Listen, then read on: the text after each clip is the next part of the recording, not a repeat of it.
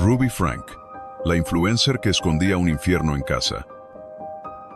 Nadie lo esperaba, pero fue un niño descalzo, con las muñecas marcadas y el estómago vacío, quien reveló lo que tantos años se ocultó entre paredes limpias y sonrisas forzadas. Su madre era Ruby Franke, la youtuber de los 8 pasajeros, la imagen perfecta de la maternidad ejemplar. Hoy, está sentenciada a décadas en prisión, y lo que se descubrió en su casa: hiela la sangre. Ruby Franke fue, durante años, un rostro amable en YouTube. Desde Springville, Utah, transmitía su día a día con 6 hijos y un esposo devoto, en un canal llamado 8 Passengers.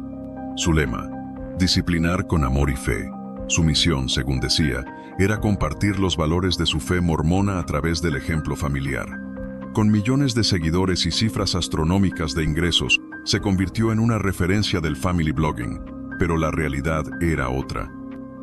Tras las cámaras, la imagen de madre estricta se transformaba en una figura controladora, rígida, capaz de exponer públicamente a sus hijos por no obedecer órdenes simples. Los castigos, que inicialmente parecían polémicos, empezaron a levantar sospechas. Niños sin comida por olvidar el almuerzo, castigos de meses por mal comportamiento, humillaciones constantes. Todo eso documentado en videos que aún hoy circulan en Internet. La audiencia, que en un principio la admiraba, comenzó a dividirse. Mientras algunos justificaban sus métodos como parte de una crianza valiente, otros empezaron a notar algo más oscuro. Cada grabación tenía una sensación forzada, un guión mal disimulado, una incomodidad evidente en las miradas de los niños. Pero el carisma y la fe de Ruby lograban mantener las críticas a raya, hasta que ya no pudo esconderse más. El 30 de agosto del año 2023, su hijo menor escapó por una ventana, llegó como pudo a casa de un vecino y pidió ayuda. Estaba desnutrido, con heridas visibles, y dijo que su hermana pequeña seguía dentro. Lo que la policía encontró esa noche en la casa de Ruby y su socia Jody Hildebrandt destrozó el relato de la familia perfecta. Desde ese momento, la historia dio un giro irreversible. Bienvenidos a Infrarrojos Criminales. Aquí los casos no se cuentan, se revelan. La fachada perfecta. Springville, Utah, una comunidad tranquila, pulcra, donde los jardines están siempre arreglados y las sonrisas se enseñan como señal de rectitud. Pero también un lugar profundamente marcado por la religión mormona, donde la perfección no es solo un ideal, es casi una exigencia. En ese contexto nació y creció Ruby Franke, madre devota, esposa leal y, pronto, estrella de Internet. Fue en el año 2015 cuando decidió abrir su canal de YouTube, 8 Passengers. El nombre hacía referencia a los 8 miembros de su familia: Ruby, su esposo Kevin y sus 6 hijos. El contenido era aparentemente inofensivo. Blogs diarios de la rutina familiar, almuerzos escolares, tareas domésticas, castigos moderados. Nada parecía fuera de lugar, salvo por una pequeña incomodidad difícil de nombrar. El canal creció con rapidez. Ruby se mostraba sonriente, ordenada, firme. Hablaba de disciplina, de fe, de valores. Para muchos, era la madre ideal. Pero su esposo Kevin, en los primeros videos, aparecía nervioso, descolocado, casi como un invitado en su propia casa. Con el tiempo fue adoptando un papel más cómodo, pero nunca logró el carisma de su esposa. Los hijos, por su parte, comenzaron siendo niños naturales, espontáneos, pero con el paso de los años, sus miradas se fueron apagando. Las cámaras estaban presentes en todo momento, al despertarse, en la hora del castigo, durante conversaciones privadas. Los seguidores más atentos empezaron a notar que algo no cuadraba. Todo era demasiado ordenado, demasiado correcto. Pronto se supo que 8 Passengers LLC era una empresa familiar. Los hijos estaban registrados como colaboradores. Ruby y Kevin cobraban cifras millonarias gracias a sus videos, pero apenas repartían una mínima parte entre sus propios hijos. De hecho, Ruby solía recordarles en cámara que su participación valía apenas $10 por video, y eso si se portaban bien. Las contradicciones se acumulaban. Ruby hablaba de amor pero gritaba. Decía proteger a sus hijos pero los exponía al escarnio público. Sus enseñanzas sobre la fe eran utilizadas para justificar castigos cada vez más estrictos, pero en una comunidad donde la imagen lo era todo, pocos se atrevían a señalar lo evidente. Y mientras el canal seguía creciendo, el infierno se cocinaba a puerta cerrada. Suscríbete si quieres descubrir lo que se oculta detrás de las pantallas. El comienzo del control absoluto. Fue en el año 2019 cuando Ruby Frank decidió pedir ayuda. Su hijo mayor, Chad, comenzaba a mostrar signos de rebeldía. No quería grabar más videos, evitaba las cámaras y respondía con ironía a las órdenes de su madre. Para Ruby, esto no era solo una fase adolescente, era una amenaza directa a su autoridad y a su imperio digital. Así llegó Jodie Hildebrandt a la vida de los Franke. Se presentaba como una terapeuta con un enfoque radical en valores y disciplina. Su filosofía, la verdad ante todo, incluso si duele. Ruby la vio como una enviada, una guía, alguien que podía poner orden donde sus métodos ya no alcanzaban. Las sesiones comenzaron siendo virtuales, pero pronto, Jodie se convirtió en presencia habitual. Empezó a influir en las decisiones domésticas, en los castigos, en la forma en que Ruby entendía la maternidad. El hogar se transformó en una sala de terapia constante, donde la obediencia era premiada y la disidencia castigada sin compasión. Chad fue el primero en sufrir las consecuencias. Dormía solo, en el sótano, sobre un cojín, durante meses. Se le prohibía asistir a fiestas, recibir regalos o compartir mesa con sus hermanos. Todo era documentado. Ruby hablaba de enseñarle una lección, de formar su carácter, pero en el fondo era una forma de quebrarlo.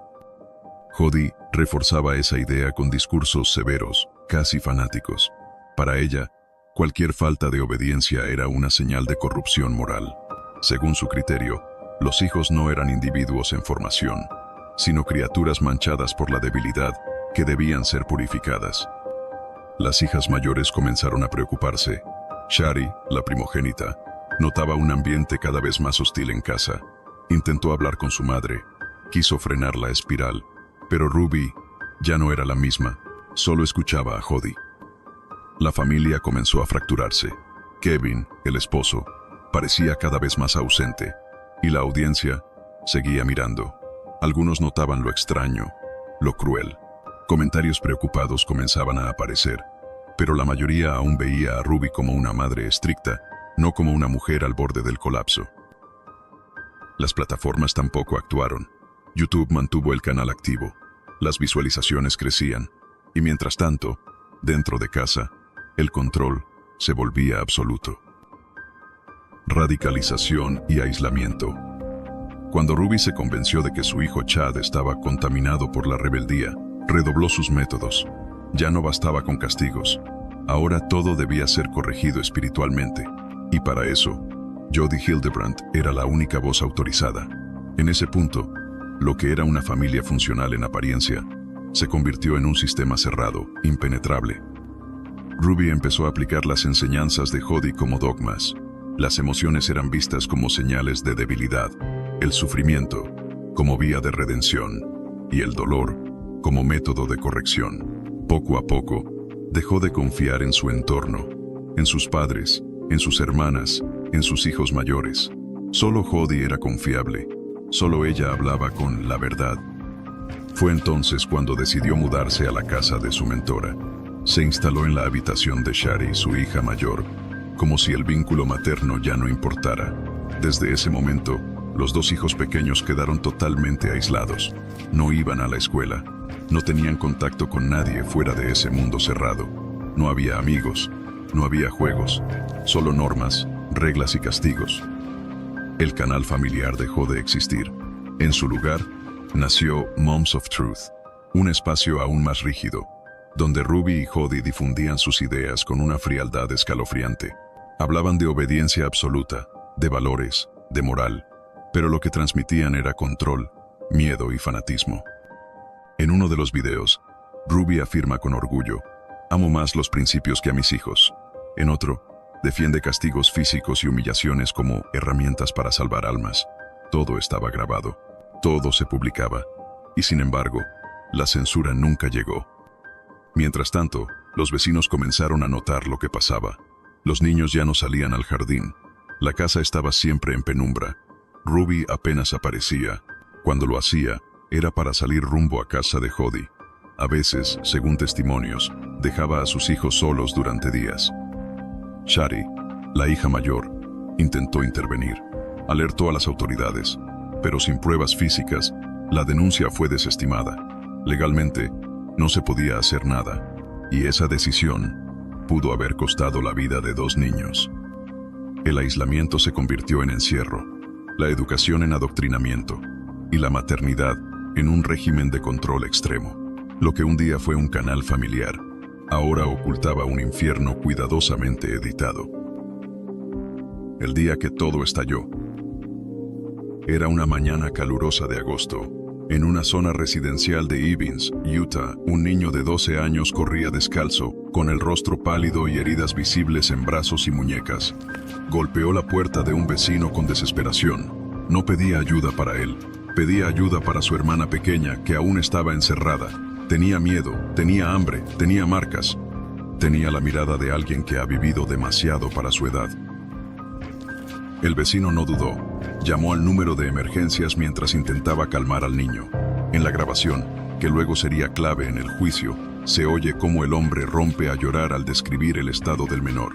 Cuando la policía llegó, lo encontraron deshidratado, cubierto de heridas, con cinta adhesiva alrededor de muñecas y tobillos. Al ingresar a la casa, hallaron a la niña, de 10 años, en condiciones aún peores, desnutrida, con la cabeza rapada y temblando de miedo. Aquella escena desató el escándalo. En pocas horas, Ruby Frank y Jody Hildebrandt fueron arrestadas. La casa escondía lo impensable: cuartos con sistemas de retención, cuerdas, esposas y hasta una mezcla de pimienta cayena con miel que, según el diario de Ruby, se usaba para castigar las heridas abiertas. La intención era clara: hacer daño, pero hacerlo bajo el disfraz de una misión espiritual. Las autoridades confiscaron cuadernos, grabaciones y testimonios que documentaban años de maltrato. Ruby había convertido su hogar en una prisión de castigo divino. Obligaba a sus hijos a dormir al aire libre, a mantenerse de pie bajo el sol durante horas, a correr hasta el agotamiento, y si caían, el castigo era mayor. El diario personal reveló frases como: "El país entero quedó en shock. La madre influencer que enseñaba recetas y consejos de crianza en YouTube resultó ser el epicentro de uno de los casos de abuso infantil más atroces en la historia reciente". La audiencia, que por años la había seguido, no sabía cómo reaccionar. Los comentarios se llenaron de rabia, culpa y confusión. Nadie entendía cómo el algoritmo pudo promover tanto horror durante tanto tiempo. Y sin embargo, Ruby no mostró arrepentimiento. Solo decía que estaba haciendo lo correcto, que estaba obedeciendo una misión. El juicio del siglo y las heridas abiertas. La sala estaba en silencio absoluto cuando Ruby Franke y Jody Hildebrandt hicieron su entrada, esposadas, con la misma expresión con la que durante años miraron a la cámara, convencidas de tener la razón. No lloraban, no pedían perdón, solo hablaban de principios, moral y obediencia divina. Para muchos fue un espectáculo grotesco, para otros, una advertencia del poder de la manipulación espiritual. El juicio reveló lo que el canal 8 Passengers jamás mostró. Fueron presentadas más de 1000 horas de grabaciones privadas, diarios, testimonios de vecinos y peritos psicológicos.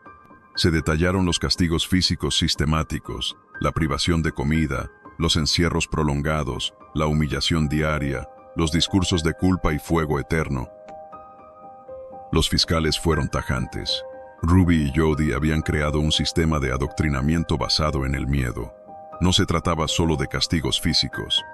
Se trataba de anular la voluntad de los menores, de despersonalizarlos hasta que obedecieran sin dudar. Los testimonios de los hijos mayores, especialmente Chad y Shari, estremecieron al jurado. Contaron cómo su madre los obligaba a fingir frente a las cámaras, cómo los hacía callar con amenazas, cómo los culpaba de los ataques demoníacos de Jody si no seguían sus órdenes. Uno de los momentos más duros fue cuando se presentó el diario de Ruby. En él, describía cómo usaba trampolines como método de castigo, cómo sumergía la cabeza de sus hijos en agua mientras les tapaba nariz y boca. y cómo creía estar guiada directamente por una voluntad divina. Dios me pidió que hiciera esto. Escribió: no descansaré hasta arrancar el mal de sus almas. El veredicto fue claro: culpables. Ruby Franke y Jodi Hildebrandt fueron condenadas por múltiples cargos de abuso infantil agravado. La sentencia: entre 4 y 30 años de prisión para cada una, con posibilidad de cadena perpetua según los informes posteriores. Pero para muchos, ni siquiera esa condena fue suficiente. Las heridas físicas sanarían con el tiempo, pero las emocionales, esas no tienen calendario. Los hijos menores fueron puestos bajo cuidado terapéutico intensivo. La fiscalía pidió protección legal para impedir futuros contactos con sus madres. Ruby nunca pidió perdón. Jodi tampoco. Para ellas el juicio fue una persecución por su fe. Para los demás, fue una de las caídas más abismales jamás vistas en YouTube. Consecuencias y ecos del infierno. Mientras las puertas de la cárcel se cerraban detrás de Ruby Franke y Jodi Hildebrandt, el mundo fuera comenzaba a procesar el daño. Los medios, las redes sociales y la propia comunidad de Utah se dividieron entre el shock, la indignación y el silencio incómodo, porque esta historia no solo expuso a dos mujeres trastornadas, también destapó la complicidad pasiva de miles de espectadores y plataformas que eligieron no mirar. La marca 8 Passengers, que alguna vez fue símbolo de la familia ideal, desapareció por completo. Los videos fueron eliminados, las cuentas cerradas, los contratos cancelados. Pero la huella emocional en los hijos, en especial en los menores, no se borra con clics. No solo por lo vivido, sino por el mensaje que recibieron, que nadie los ayudó a tiempo. Chad, el hijo que más había resistido la opresión, comenzó a dar entrevistas selectivas. Confirmó que durante años fueron tratados como soldados de una causa que no entendían, que debían sonreír aunque sintieran miedo, que fingir frente a millones se volvió más fácil que hablar con su madre. Su hermana Shari, la primera en romper el pacto de silencio familiar, fue reconocida públicamente como una voz de resistencia. Gracias a ella y a su insistencia, las autoridades reabrieron el caso cuando aún no había pruebas suficientes. Los vecinos que sabían y callaron, los seguidores que normalizaron los castigos, los anunciantes que mantuvieron sus contratos, todos quedaron retratados en este colapso. No fue solo la caída de dos mujeres, fue el derrumbe de una cultura de perfección impuesta, de apariencias sostenidas a costa del dolor real. En redes surgió un movimiento espontáneo, Nunca Más un 8, impulsado por exseguidores que exigían mayor regulación del contenido familiar en plataformas. Los niños no son entretenimiento, repetían. Pero incluso con las condenas y los discursos de reparación, el eco del infierno no cesa. Ruby aún tiene defensores. Hay quienes creen que fue manipulada por Jodi, o que sus métodos eran disciplinarios, no abusivos. Son los mismos que justifican lo injustificable. La imagen de Ruby Frank tras las rejas no transmite arrepentimiento. Tampoco la de Jodi Hildebrandt.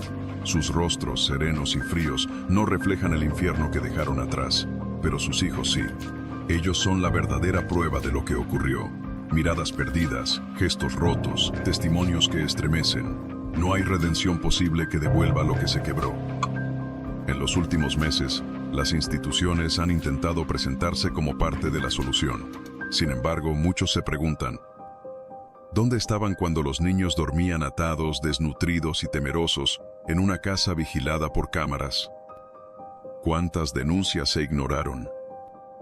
¿Cuántos algoritmos premiaron el contenido mientras en la vida real se gestaba un cautiverio emocional? Los más pequeños fueron reubicados bajo custodia estatal y posteriormente entregados a familiares cercanos. Hay apoyo psicológico, seguimiento, terapias, pero el daño tiene raíces profundas. Algunos de ellos aún tienen pesadillas, otros apenas hablan. Uno de los más jóvenes dibuja murallas y candados en cada hoja que le entregan. La comunidad mormona, donde alguna vez fueron ejemplo, permanece dividida. Algunos líderes evitan pronunciarse, otros insisten en que lo ocurrido es una desviación individual, no un reflejo del sistema. Pero las preguntas siguen ahí. ¿Cómo pudo mantenerse una estructura de poder tan opresiva en nombre de la fe, del deber, del amor maternal? Shari, la hija mayor, ha pedido respeto y distancia para sus hermanos menores. No busca fama, solo verdad.